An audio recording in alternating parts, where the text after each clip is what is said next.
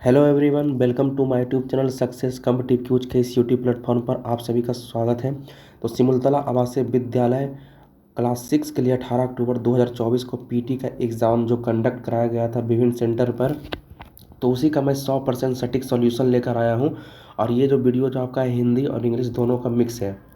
तो सबसे पहले हम लोग हिंदी के क्वेश्चन को देखेंगे और उसके बाद इंग्लिश के क्वेश्चन को देखेंगे।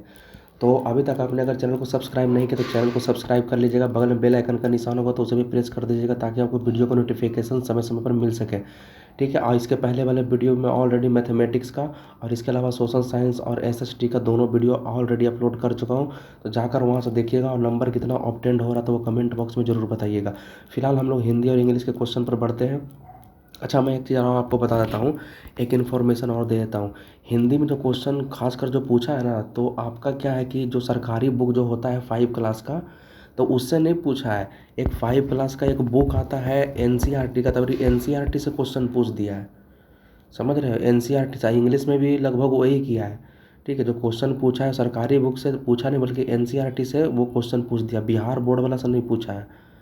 तो अब तो हमको ये लगता है कि अब तो सिमुलतला के लिए तो करीब आपको हिंदी का ही करीब 5-6 किताब पढ़ना पड़ेगा, एनसीईआरटी भी, और इसके अलावा जो बिहार बोर्ड का जो चलाता है किताब उसको भी पढ़ना पड़ेगा, क्या कि क्वेश्चन ही वही सब पूछता है।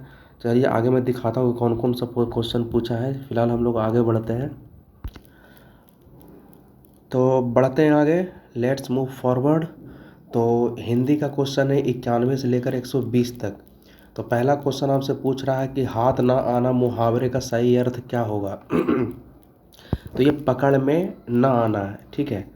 आगे कह रहा है 92 में हाथ धो लेना मुहावरे का सही अर्थ क्या होता है। तो ये क्या होता है, हाथ धो लेना मतलब छोड़ देना। ठीक है। चलिए नेक्स्ट क्वेश्चन। अगला क्वेश्चन क्या कह रहा है 93 में, निम्न में से कौन सा चंद्र का पर्यायवाची नहीं है। तो जगदीश नहीं है, बाकी सब तो बाकी सब आपका चंद्र का ही पर्यायवाची शब्द है। ये देखिए 94 नंबर जो क्वेश्चन जो है ना, वो आपका थोड़ा सा हट के क्वेश्चन थोड़ा सा पूछा है। काव्य गुण मुख्य रूप से कितने प्रकार के होता है, तो होता तो ऐसे 3 ही प्रकार के होता है।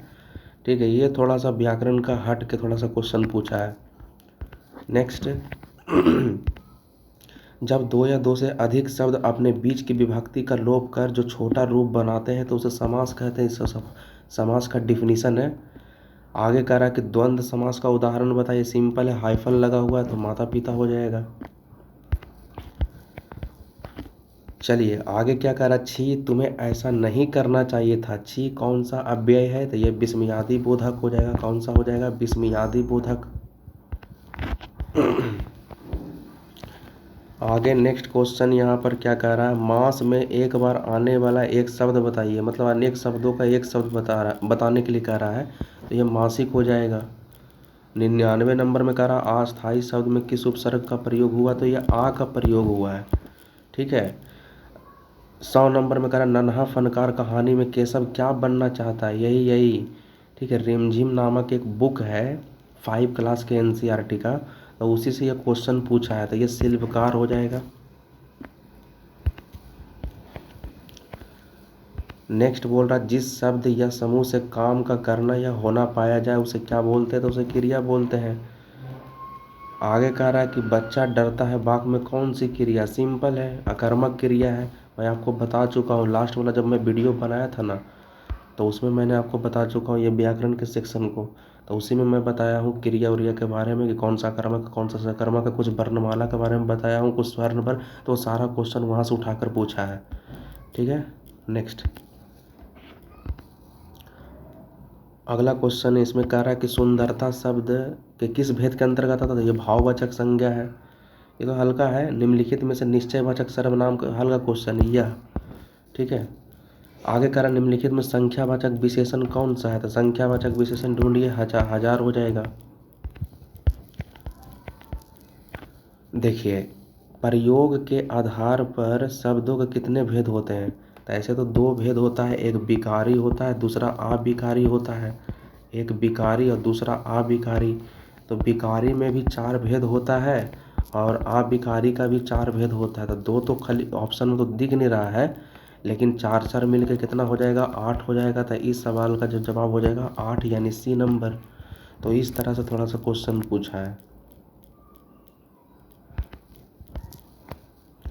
हिंदी भाषा में मूल रूप से कितने स्वर होते हैं, तो 11।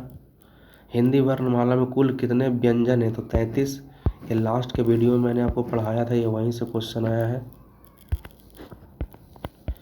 चलिए नेक्स्ट क्वेश्चन क्या बोल रहा है, निम्न में से किस पद की रचना प्रत्यय से हुई है, तो बचपन। ठीक है, आगे करा विनय व्यंग उपहास को व्यक्त करने के लिए किस विराम चिन्ह का प्रयोग किया जाता है, तो ये विस्मयवाचक हो जाएगा। देखिए, जहाँ चाह वहाँ राह नामक कहानी के मुख्य पात्र ईला किस प्रकार के काशीधारी में माहिर हो गई थी, तो यही आपका उससे क्वेश्चन पूछा गया है। ठीक है, किताब से क्वेश्चन पूछा गया, तो ये काठियावाड़ी काशीधाकारी हो जाएगा।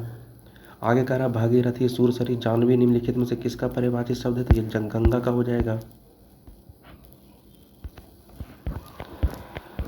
113 नंबर में कह रहा है कि भारत की राष्ट्रभाषा की मान्यता किस भाषा को दी गई है, तो ये हिंदी को दिया गया है। आगे कह रहा संस्कृत भाषा से हिंदी भाषा में ज्यों के त्यों प्रयुक्त होने वाले शब्द क्या कहलाते हैं, तो तत्सम हो जाएगा। नेक्स्ट अगला क्वेश्चन कह रहा है कि निम्न में दिए गए वाक्यों में कौन सा अशुद्ध है यानी गलती है, तो मैंने अपना काम करा, ये गलती है।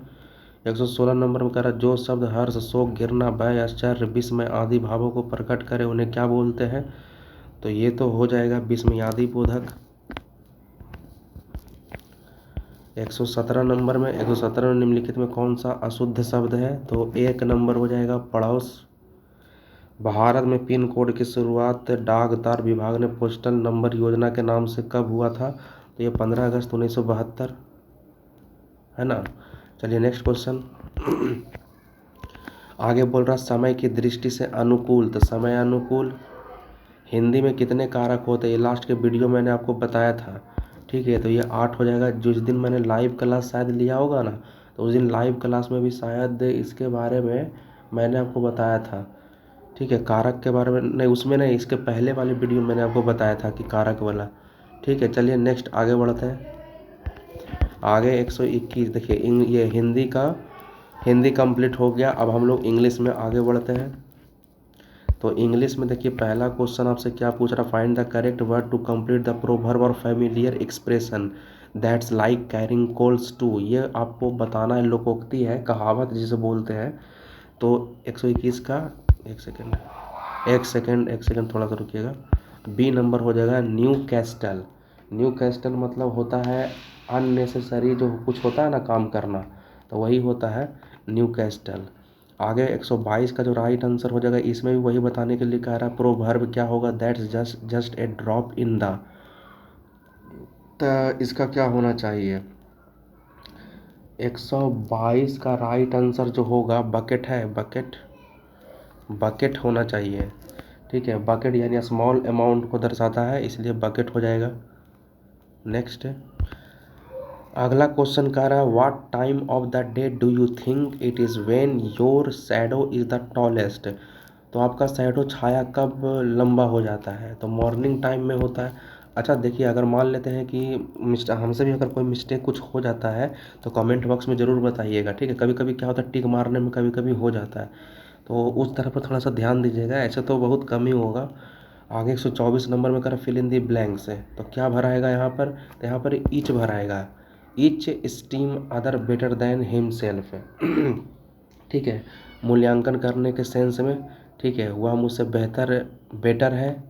हिमसेल्फ यानी ईच हो जाएगा यहाँ पर। 125 नंबर में कह रहा है he may go to Sweden Khalistan Denmark during the vacation. अब यहाँ पर कंजक्शन भरने के लिए कह रहा है, तो यहाँ पर देखिए मे लगा हुआ, तो मे संभावना को व्यक्त करता है, तो और लगाइए, या तो वो स्वीडन जाएगा या तो वो डेनमार्क। ठीक है, चलिए नेक्स्ट अगला कह रहा identify the meaning of the idioms. इसका बताना है, मतलब स्पिल द बीन्स का मतलब क्या होता है। तो 126 का जो राइट आंसर जो होगा, बताइए 126 का 3 नंबर होगा। ठीक है, to reveal something that is suppose to be kept a secret. ठीक है, मतलब राज उजागर करना होता है। आगे कह रहा है 127 नंबर, हाउ डिड द किताब उताब से लगता है क्वेश्चन, अनसीन पैसेज वगैरह है ये किताब से। How did the emperor ensure fairness to all his subject. अभी पढ़िएगा किताब तभी समझ में आएगा। तो 127 का राइट आंसर जो हो जाएगा वो हो जाएगा एम्पेरर, मतलब देखिए एक सेकेंड थोड़ा सा रुकिएगा, बी नंबर मार लीजिए थोड़ा सा, ये बी ही नंबर होगा, ठीक है। ऐसे देखिएगा आप लोग किताब में, थोड़ा सा इसको चेकआउट करिएगा तो थोड़ा सा क्रॉस चेक करिएगा, लेकिन बी नंबर शायद होगा। चलिए नेक्स्ट आगे बढ़ते हैं। आगे का 128 में who use to listen to the complaints of the people, ये सब आपका क्वेश्चन आपसे उसी किताब ही से है। 128 का जो हो जाएगा ये हो जाएगा एक नंबर, द एम्पेरर हिमसेल्फ, ठीक है। शिकायत कौन सुनता था? तो एम्पेरर सुनता था। आगे कह रहा फाइंड द करेक्टली, कौन है इसमें? तो ये वाला डी नंबर सही है, ठीक है। सफ़ेद होता है, ग्रिजल्ड मतलब सफ़ेद। नेक्स्ट देखिए, आपको प्रीपोजिशन भरने के लिए कह रहा है कि कौन सा प्रीपोजिशन होगा। द करी was made Khalistan bamboo suit से, तो ऑफ भरिए यहाँ पर, प्रीपोजिशन ऑफ, ठीक है, क्योंकि फिजिकल चेंज जब रहता है ना तो प्रीपोजिशन ऑफ भराता है, केमिकल चेंज वाला में फ्रॉम होता है, तो यहाँ पर फिलहाल ऑफ ही कर लीजिए, ठीक है, ऑफ। आगे करा what is the meaning of mounts, mounts का मीनिंग क्या होता है? तो माउंट्स का हो जाएगा पाइल, टीला, है ना, टीला।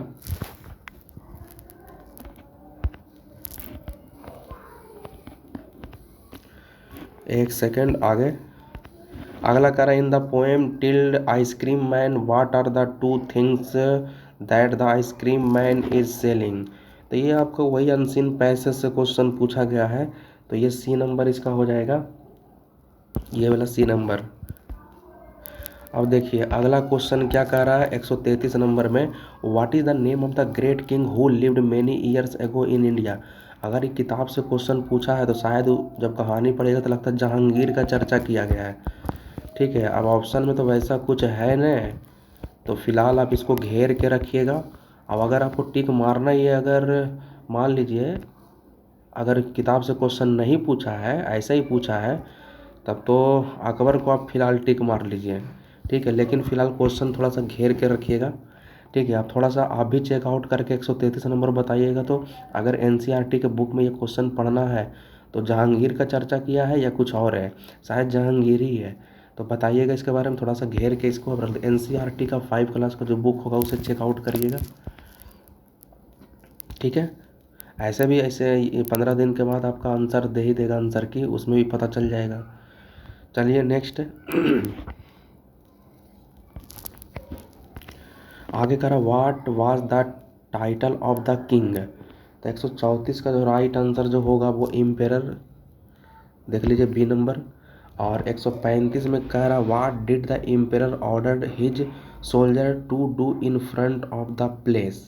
तो ये आपका हो जाएगा एक नंबर हो जाएगा।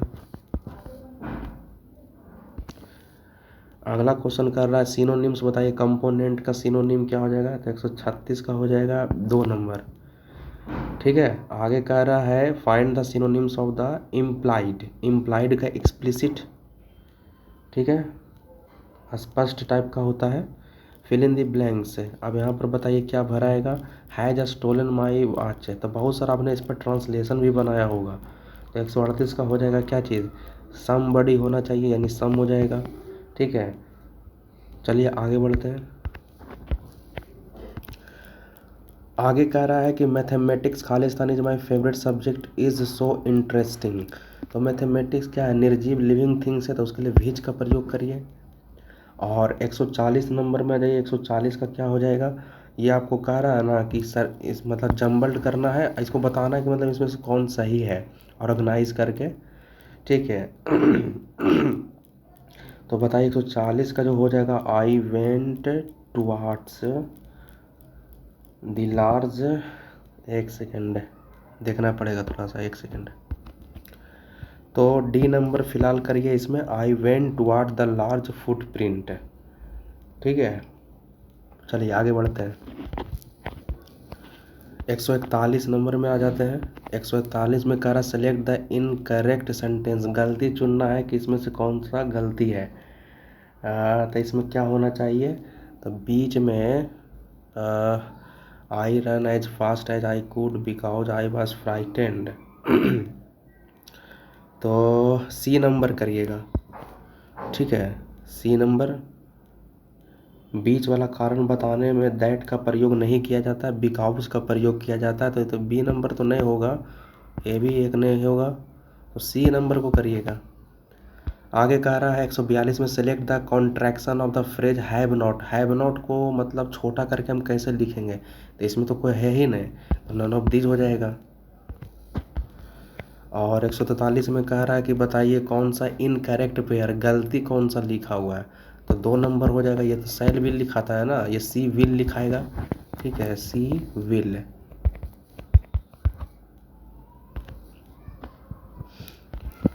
चलिए आगे आते हैं 144 number, I would be a PT खाली था डिस्ट्रॉय इट नाउ, तो पीटी 2 हो जाएगा, ठीक है। डिस्ट्रॉय करने के सेंस में, डिस्ट्रॉय मतलब डिस्ट्रॉय कर रहा है दया, I would be a pity, दया कर रहा है डिस्ट्रॉय इट नाउ।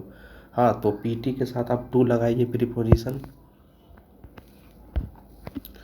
यहाँ पर कर identify the option correct spelling to complete the sentence given below, तो करेक्ट बताना कौन सा करेक्ट होगा। 145 का हो जाएगा शिपयार्ड होगा, ठीक है, SHEPHERD। 146 में कह रहा है कि फिल इन द ब्लैंक्स भरिए अप्रोप्रिएट, तो कह रहा are also called interrogative sentence में क्या होता है, क्वेश्चन पूछा जाता है, तो 146 का 1 नंबर हो जाएगा। और 147 में कह रहा है क्या चीज़ कह रहा है, can also called exclamatory sentence, तो एक्सक्लामेशन हो जाएगा। आगे कह रहा fill in the blanks with preposition, देखिए कह रहा द फ्रॉग जंप किया द वेल, तो इनटू हो जाएगा, ठीक है। जब कोई चीज़ बाहर से अंदर आता तो इनटू का प्रयोग होता है।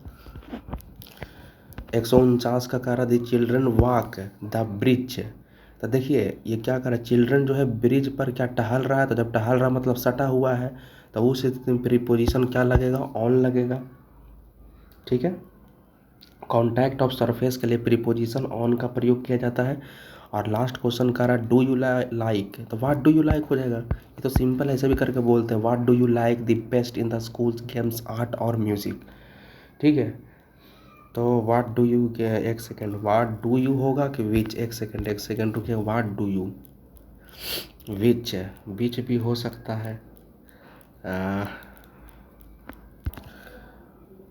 नहीं तो इसमें आप सी ही कर लीजिए, ठीक है। तो ये कंप्लीट हो गया, सब वीडियो में कंप्लीट करवा चुका हूँ। तो बाकी आप सब सब्जेक्ट का नंबर मिलाकर बताइएगा कि 150 क्वेश्चन में आपको कितना नंबर आ रहा है, ठीक है। बताइएगा कितना नंबर ऑब्टेंड हो रहा है। तब तक वीडियो हम लोग यहीं तक रहने देते हैं। जय हिंद, जय भारत।